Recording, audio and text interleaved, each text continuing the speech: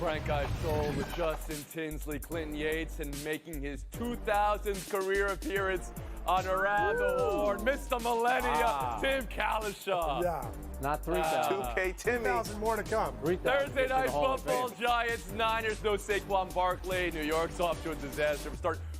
Any chance tonight for New York? Any? Maybe. Justin Maybe. Tuck ain't walking through that door. And Dwight Howard. Right chance. Dwight Howard's a name I haven't heard in some time. He's interviewing with Golden State. Can a Taiwan beer leopard help the Dubs? Let's go around the horn. What job is he interviewing for?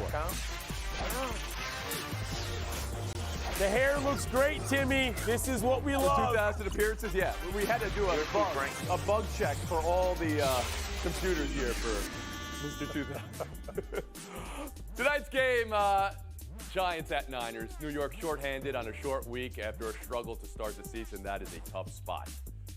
Niners have cruised, but to nitpick, as some Niner fans are wont to do, Purdy downfield to receivers has seen some misses, which has been a bugaboo for this offense now for multiple quarterbacks. You guys have no sense for drama. I heard it unanimous, I think, that San Francisco is who you got. That's fine. Frank, around the horn to you. You're in New York. What's the number one thing you're watching for tonight? Well, how about the Giants not falling behind 20-0 like they did on the road against Arizona? You know, they've been on the West Coast now for almost 10 days. Here's what's going to happen. That offensive line is in tatters. You're missing 2 starters, and you're missing your best offensive player in Saquon Barkley. You wonder what kind of game Nick Bosa is going to have against the Giants tonight. The 49ers and the Cowboys have looked like the best 2 teams. The only chance the Giants have, can you get 2, 3, 4 takeaways? I don't know if that could happen. Ben Yates, what are you watching for tonight? Wins aside, this is the Brock Purdy game for me. If people think that this guy is the guy, I tell you all the time, Tony, good teams beat bad teams. If this human is the guy that we thought that he was going to be, you know, QBR in the first 6 games or being the greatest of all time, that's one thing. If he can complete this task in terms of looking like the person who is there to execute the Kyle Shanahan game plan, then I believe that they're going to be a Super Bowl team. If they skate by the Giants, I don't love that. He does not look good on the air, you know, the air yards and the throws, but I do think they're good enough to win this game, no doubt about it. Tim Kalishaw, what to watch for tonight? The Giants were down 60-0 for the season at halftime last week, and then 2 guys showed up in the second half when they scored 31 points. Jalen Hyatt, the Biletnikoff Award winner last year, had 2 big, deep catches, and Darren Waller, who we thought was going to be from the first play of the Cowboy game, their biggest threat on offense to go with Barkley, who didn't really do anything, but then he caught 5 passes after halftime. If Daniel Jones can suddenly get the ball to these guys, then I think the Giants can at least compete a little bit. But if that was just a matter of playing against the Arizona Cardinals, which it might have been, then the Giants have no hope. And Justin Tinsley, what to watch for tonight?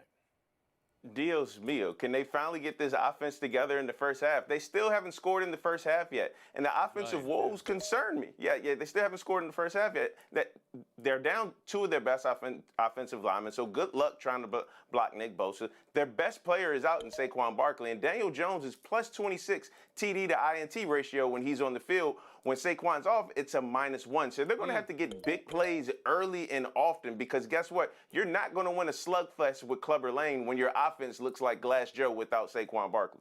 Clubber Lang in the Rocky universe, Glass Joe in a different universe, the Mike Tyson punch-up, but we'll allow it. We appreciate both on this show. Clinton Yates, last word after the horn. To continue with that analogy, if they die, they die. Hit them hard, Kyle Shanahan. You've got a better football team. No need to get gimmicky. Give it to the good dudes. That's the best way to play football. Ice, want a last word, please? Yeah, I was exaggerating about 10 days, but the league did not do the Giants any favors. You're playing a short week. You're playing probably the best team in the league after being on the road. Here's a big thing for the Giants. Thibodeau, the linebacker, has not had a good start to the season. He has been MIA. They're going to need him to do something. Is the league supposed to do favors for teams when they're making the schedule? I don't think so. Although it had been said the Giants have among the most difficult and challenging schedules that they had seen in recent years because of the miles traveled. So you'll get the point back, Frank Isold. Thank you. Horn, we'll move on. This next story. This is a tough story because it has to do with the hit on Nick Chubb, which nobody wants to see. It was catastrophic for Chubb, and it's a brutal image, but it's necessary for us to show it as we're going to talk about the specific hit. So please look away for 3 seconds if you prefer not to see it.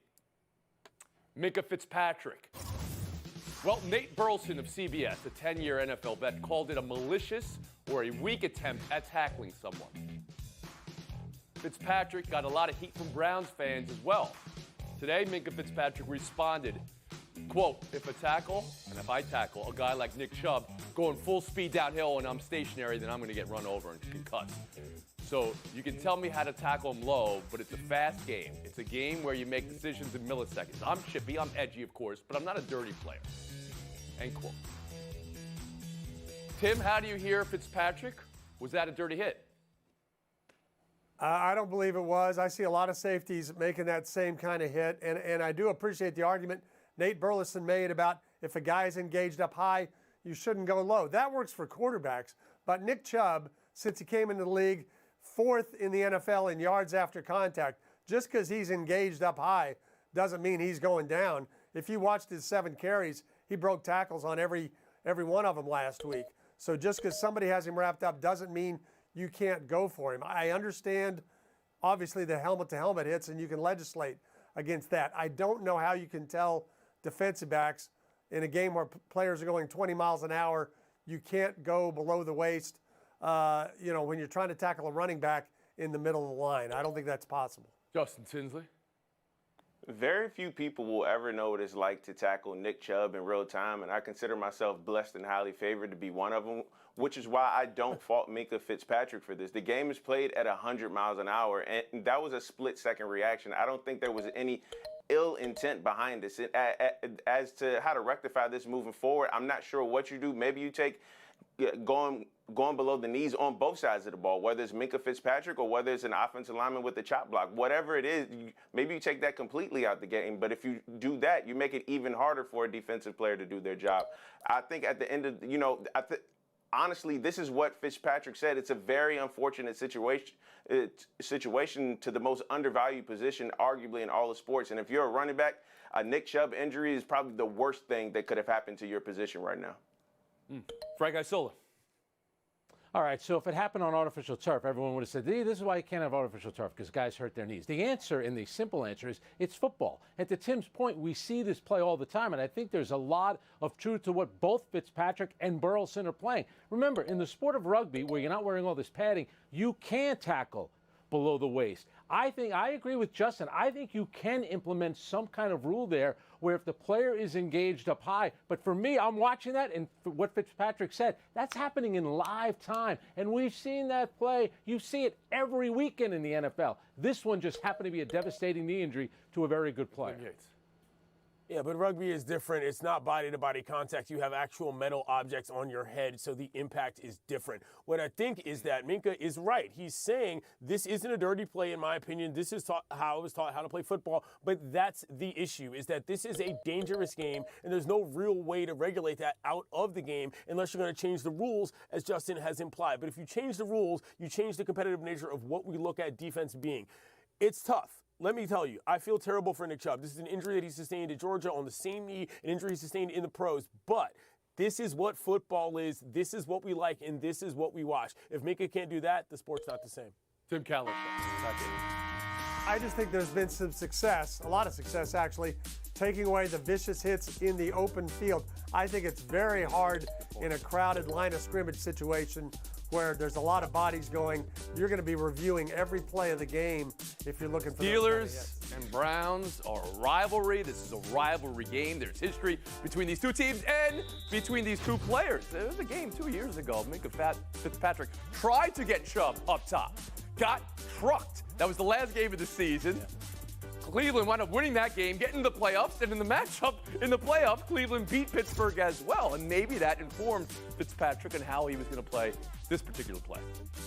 Yeah. Taking a break here, buy or sell on the other side. Welcome back to Around the Horn, coming to you from the Heineken River Deck at Pier 17. It's buy or sell, and it's the Chicago Bears. The terrible, horrible, no good, very bad week. Got a reprieve today at practice. No tumult. Justin Fields, just a normal practice day. No press conferences. Coaching. That was what he said in the morning, and then he had a second press conference to re-explain. Here's that. Y'all are trying to split us up as a team. I'm not blaming anything on the coaches. I need to play better. That's it. Point blank. If y'all, that's what I should have said. But that was all yesterday. Today, GM Ryan Poles. I can't be more clear than this. No one in our entire building, none of our coaches, see Justin as a finger pointer at all. Defensively, there's also an issue at hand. No coordinator named to take the place of Alan Williams after his sudden resignation. Matt Eberflus will call defensive plays. Again, from Ryan Poles today, quote, "No one in our building is panicking," end quote. Should they be? National panel, Tim Calishaw, around the horn to you. You know, there's no need to panic unless you thought a team that lost its last 10 games a year ago was going to the playoffs this year. If your hope is maybe 6-11, then that's still in play. And I don't know realistically what the Bears or Bears fans were expecting. Okay. I would say he didn't really think about what he was saying. Players get asked a lot of questions when they're losing, and they say things off the top of their head. Even when he said coaching, he said the coaches are doing their job, filling my head with information. I've got to get to where I can play freer and not be bogged down by it all. So no panic from Mr. 2000, our panelist in Plasma 2. No Justin Tinsley? None. Yeah, to me, this is an institutional fire. Like, yes, Justin Fields needs to play better. He's 31st in QBR, lost his last 10 starts. But you guess what? Coaching isn't help him be the great franchise player they drafted him to be. And oh yeah, the front office, you give your franchise quarterback a defensive-minded head coach, and then you trade Chase Claypool for a high second rounder. So there's blood on everybody's hands here. And guess what? Week 3, you got to figure this all out by going to Kansas City to play Patrick Mahomes and the Kansas City Chiefs and Chris Jones with the ragtag offensive line. Yeah, this is an institutional fire. All right, guys, Solo. So they say they're not panicking, but the GM Ryan Poles has to have a press conference. He's reading off of notes. He's putting out a Lake Forest brush fire with the latest thing. And now you have Justin Fields. On the one hand, you were blaming the coaches. Then clearly a conversation took place, and now you're trying to blame the media for splitting the team apart. Right there, that little back and forth over 2 days tells you a little bit about his leadership. And Clint Yates. 10 losses in a row. You should be blaming the coaches, and you would be correct. Well, now. Man up, Chicago. Your team is not good enough to equip what this guy is trying to do, and you don't seem to be able to have some level of accountability. I don't care if you don't think he's pointing fingers. He is, and it's on you. Get it together, GM. He should point at himself. He's the one that hasn't won a game. I said this yesterday. I'll say it again. The pick 6, which was a handoff to Shaq Barrett. That was everyone else's fault. That was a terrible play. But did you hear the Tampa defenders? They said the offense ran the same play 3 plays in a row. We have it on the video. Exactly. It's right there. 3 plays They're in a row. offensively inept. That's not a team in flux. That's a team in cluster flux. You can ride that bus. Thank you. Ooh, I see what you did there. We'll move on. Week 3, 0-2 teams needing a win. All of them. But there's a spotlight on 2 of them because they play each other, the LA Chargers and the Minnesota Vikings. Brandon Staley, after the game and loss on Sunday, said it's not a hangover from the ghosts of the playoff collapse. And the Vikings, after 2 losses, their run game's been a 0 since they let Dalvin Cook go in the offseason. Cam Akers traded for this week. Both 0-2. Somebody's going to have to win. Maybe. Somebody's going to have to be winless. Maybe both after this weekend. Talk to me, Frank. What's the must-win? Who's it must-year for? You know what? Minnesota, I think, has actually played pretty well. The turnovers killed them last week, especially in the first half against Philadelphia. This is more about the Chargers. Justin Herbert, with the money he's getting, his team needs to start winning games. But you look at defense, that should be a strength of the team. Their defense has been terrible the first Clint week. Yates? Justin Herbert versus Kirk Cousins, you know it's going to be a 1-score game. This is obviously on the bolts. It doesn't matter if the circumstance that you think has set up is working or not. It isn't working, okay? You're paying this guy too much money. I get it. Staley was considered a genius because he knew McVay. If you don't win this week, the seat gets hotter, and you're already on the hottest seat in the NFL. Tim Calishaw? There's no musts when it comes to the Chargers. They do what they do. The Vikings are the team that actually went to the playoffs, won a division last year. They're the ones capable of winning a division that Aaron Rodgers left. It's really them and Detroit if they can just get their act together a little. So I think it's much more of a significant game for the Vikings. Yeah, if you're Minnesota, I think if we don't make any real noise this year, will it ever happen? Cousins is on a contract here, and you got to ask yourself, how much longer is Justin Jefferson going to allow this to happen? He's going to stay there. And 0-3 teams, only 6 teams since 1979 have ever made the playoffs going down 0-3. Buy or sell 3 college. Alabama, Ole Miss with the Tide struggling. And Saban shuffling quarterbacks. You knew Lane Kiffin would be smelling some blood in the water. Here's how he's hyping the game by tweeting out Taylor Swift's Castles Crumbling. Clinton, buy or sell Kiffin saying Saban is a castle crumbling, fading empire. You know I'm buying every single second of this. Lane Kiffin channeling his inner Deion Sanders, quoting the great suburban philosopher Taylor Swift. This is tremendous work out of him. This is how you're supposed to do it. This is why they hired him. Tim Kalishaw? I'm buying the excellent intention Lane had. I'm selling the fact he didn't go with Last Great American Dynasty from the Superior Folklore, Aaron Dessner of the National Influenced album. That was the way to go. Wow, I didn't miss the 2000. I had no idea. Well, who thought you had the time to catch up with all the shows you've been appearing on? Justin Tinsley. Yeah, other coaches feel like this. They're just not going to tweet it out or say it. But honestly, Kiffin Saban is the undercard. The main event here is Kiffin, Big Al, the Alabama mascot. The last time Kiffin came to Alabama talking out the side of his neck, he said, "Get your popcorn ready," and then Ole Miss was down 28-0 at half, and then Big Al came dressed up like a box of popcorn to start the second half. So, what is Big Al going to do? Is he going to get his get back, or is Kiffin going to get his get back? That's what I'm watching for in this game. So wait a second. So we're writing off Nick Saban, who last year had the Heisman Trophy winner. They need to do a better job in the transfer portal, and obviously with NIL money. You know what he should have done? He shouldn't have scheduled Texas. He should have scheduled Colorado State. You beat Colorado State, and now the world is on fire because you did. He scheduled the wrong game. Ooh, someone sounds a little bitter about that. Is it all right to question Saban right now? No, I'm not. I'm just. Deion's done a great job. They lost to Texas, though, for crying out loud. Texas is pretty good. Do you see who he's talking about, Tony? Deion Sanders. Texas, all right, we're not even talking about the Colorado Buffaloes, and that's all Frank can bring up. Tell me about it. Tell me he's not the most important story in the country. Tim Kalishaw, Justin Tinsley showdown next.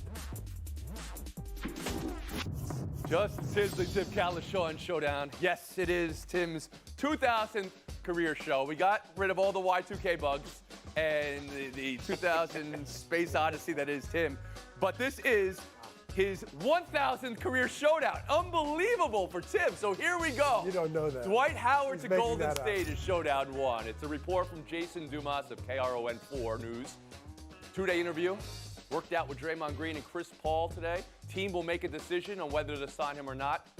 And yes, does anybody know the last season team for Howard? The Taiwan Beer Leopards, where he was an all-star and an all-league first-teamer. Tim, could Dwight Howard help Golden State in the year of our Lord, 2023-2024?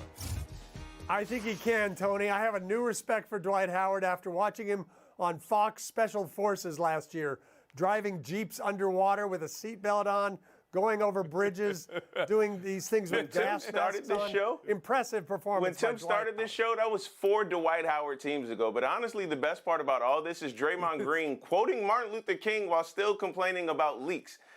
Just the irony and all that just shocked me out of all this. I don't think it was 4. I think it was more than 4 teams. When Tim started the show 2,000 showdowns ago, no, it was more than that. It has to be. We'll move on. The best power couple in sports. Alyssa Thomas, 28, 6, 12. DeWanda Bonner, 25, 10, 6. Get you a home that gives you 60, 20, 20. That's how the Sun started out on fire and never gave in, beating the Lynx in Minnesota. Final 4 set now. Aces, Wings, Liberty, Sun, regular season matchups. Liberty over Connecticut, 4-0. Vegas, 3-1 over Dallas. Justin, how much does the regular season mean in these matchups? Yeah, look, Bonner and Thomas are dogs, but the Liberty have an entire kennel. There's way too many shooters. I think the regular season is going to be indicative of this series. I got the Liberty in a sweep. Not sure why we're not talking about Aces Wings, a better series now that Dallas has won its first playoff series ever here. But actually, the Aces and the Liberty, they're the 2 best teams by far. They're both going to sweep these next round series, semifinals. Showdown 3. Arizona State football coach Kenny Dillingham. Take it away. If you don't expect to win every game, you got a problem. I don't care if I'm playing Michael Jordan in basketball. I'm not playing him to lose. Otherwise, why would I play? I'm not just gonna play because it's fun. No, what's fun is competing to win. So you're playing to win. That's it. And if you don't, Whatever happens after the game, it doesn't matter. You then watch the tape and you get better and you grow and you get better and you grow and get better. And eventually, right, Saturday nights are going to feel better. But All right, so that, once again, is an Arizona State head coach. We know another coach who spent some time at Arizona State. Does that sound like Herm Edwards to you? Tim Calishaw, what's the better part? No, that is the man who replaced Herm Edwards. Hello, what are they thinking? Was that the head coach or was that Paul Dano playing the head coach? I'm confused by the way that guy looks and speaks. I don't know what that's all got it. I always wonder what happened to Ricky Bobby's kids in Talladega Nights. They became a head coach at Arizona State because that dude was definitely jacked up on Mountain Dew and ready to come at somebody like a spider monkey. Oh, Calishaw losing in 2000. It's close. Yeah, I want to take some time out to basically give a PSA. If you have older relatives, whether they're parents, aunts, uncles, friends, it doesn't matter. If they do not have long-term care insurance under their policy, please get that now. I'm going through something with my family where we don't have long-term insurance, and save yourself a lot of stress and money moving forward. Please do that for yourself and your loved ones. Thank you for that message, Justin. We know. Thank you for being there for your family the way you have been. Miss you on now. I miss you, On a Uncle break. Johnny. See you tomorrow on the Horn.